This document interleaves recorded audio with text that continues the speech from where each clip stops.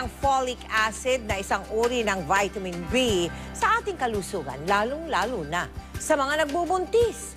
Yun po ay para maiwasan ang pagkakaroon ng mga birth defect o komplikasyon sa mga sanggol. Ito nga kaya ang dahilan kung bakit ang batang si Amy ay isinilang na may bukol? Bit-bit ang pag-asa at lahat ng ipon ng pamilya. Lakas loob na iniwan na mag-asawang Merly at Eusebio ang kanilang 8 anak sa Zamboanga, Sibugay, makarating lamang sa Maynila. Isang sakripisyo para maipagamot ang kondisyon ng bunso. Masakit na masakit, ma'am, kasi maliliit pa yung nandoon. Ang kwento ng ina, bugbog sa trabaho at minsan siyang nagkasakit nung siya'y buntis kay Amy. Kulang daw sa folic acid. Nagsusuka ako pag nakainom ako ng folic acid. At sa patuloy na paglaki ng bukol sa mukha ng bata, tumitindi din ang pangamba ng ama at ina. Lagi akong umiiyak. Baka hindi po maagapan yung bukol niya. Natakot po ako, baka pumutok yan, ma'am. Sa pagsusuri ni Doktora Alcarde, may isang butas sa bungo ng bata. Ang tinatawag namin doon ay encephalocele. Kadalasan ito napapansin pagkapanganak sa bata, pwedeng dahil kulang sa vitamins o folic acid. Dagdag ni Doc, maaaring maglaman ito ng tubig at parte ng utak ng bata. Kailangan ba nating tapalan ng malaki para matakpan yung butas o kung anong operasyon man ang gagawin natin. Kaya ang payo ni Doktor sa mga nagbubuntis. Importante yung pagpapacheck up sa OB bago uminom ng gamot o kung may mga sakit na nararamdaman. At para kay Merly at Eusebio, haharapin nila anumang sakripisyo para maipagamot ang bunso.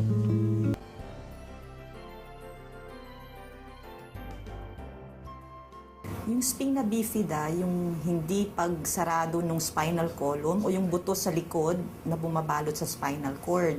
Usually, ang normal ay magsasara yung buto para matago yung spinal cord sa loob. Pero sa mga batang ganito, abnormal yung kanilang pag-develop, so hindi nagsasara yung buto. Minsan, lumalabas yung parte ng spinal cord o yung mga nerves o ugat palabas dun sa balat. So, nagkakaroon ng butas o bukol doon sa likod. At ito naman ay tinatawag ngayong myelomeningocele.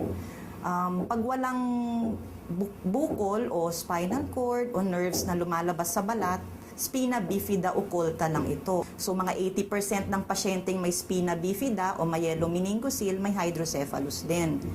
Meron din namang wala. So hindi lahat ng may spina bifida ay may hydrocephalus.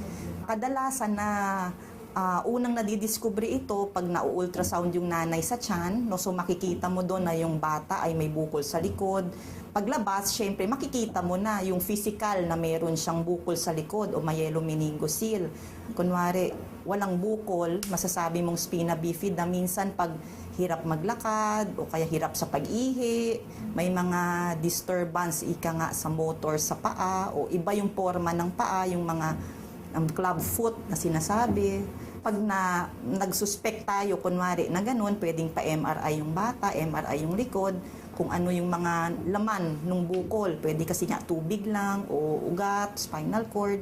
Minsan, yung tethered cord na tinatawag namin, yung ugat doon sa loob, pwedeng dumikit sa balat o kaya naiipit, mahihirapan yung bata. Pag ipinanganak, tapos yung bukol sa likod, walang takip na balat, mag-i-infection yan. So, yung pinakamaganda, operahan ng within 36 hours. No?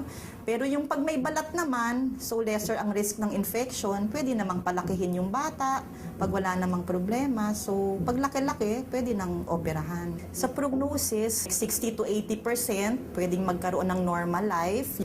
Pero hindi lahat, lalo na pag malaking sira sa spinal cord o sa mga ugat na lumabas dun sa bukol.